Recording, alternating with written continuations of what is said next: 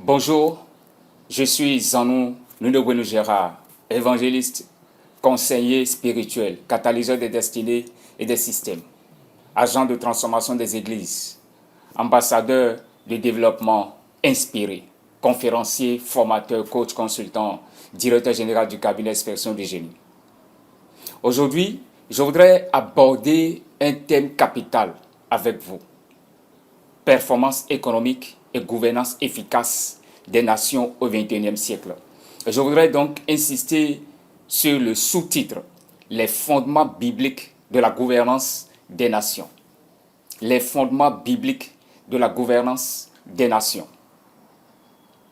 Vous est-il arrivé de vous poser la question de savoir pourquoi certaines nations prospèrent durablement, pendant que d'autres, malgré leur richesse, restent prisonnières du chaos? Pourquoi des systèmes brillants échouent et des peuples dotés de ressources immenses stagnent? Et si le problème n'était pas économique, mais fondamentalement spirituel et structurel? Au XXIe siècle, nous parlons de croissance, d'innovation, de transformation digitale et j'en passe. Mais nous oublions une vérité essentielle. Aucune nation ne peut prospérer durablement sans fondation juste. La gouvernance efficace ne commence pas dans les institutions, elle commence dans les principes. Elle commence dans les principes. La Bible n'est pas seulement un livre spirituel, c'est un manuel stratégique de gouvernance des nations. Elle révèle des lois invisibles qui gouvernent la prospérité, la stabilité et la longévité des systèmes. Ignorer ces lois, c'est construire des nations sans fondation.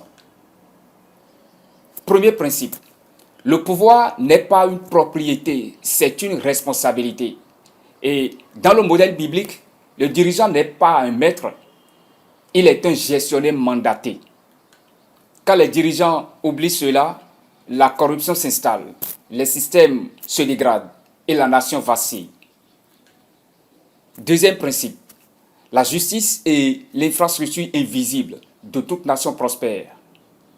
Vous pouvez construire des routes, des ports, des institutions et j'en passe. Mais sans justice, tout finit par s'effondrer.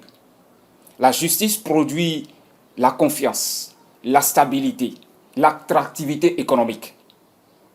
L'injustice, elle, détruit tout silencieusement. Troisième principe, la prospérité durable est le fruit de la sagesse. Une nation ne chute pas par manque de ressources, elle chute par manque de vision.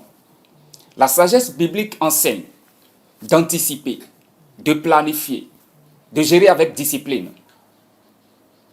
Quatrième principe, une économie sans morale est une prospérité en sursis.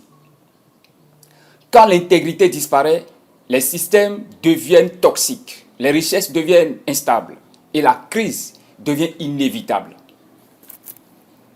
Cinquième principe, le véritable leadership élève, il n'écrase pas. Un leader biblique sert avant de diriger, construit avant de contrôler, protège avant de dominer. Aujourd'hui, la vraie question est simple. Nos systèmes sont-ils alliés sur des principes ou sur des intérêts? Nos dirigeants gouvernent-ils pour servir ou pour se servir? Le XXIe siècle demande pas seulement des réformes, il exige un réalignement des valeurs, des systèmes et des modèles de gouvernance. Une nation ne devient pas grande par ses ressources, mais par la qualité de ses fondations. Et les fondations les plus puissantes restent les principes divins. Les principes divins.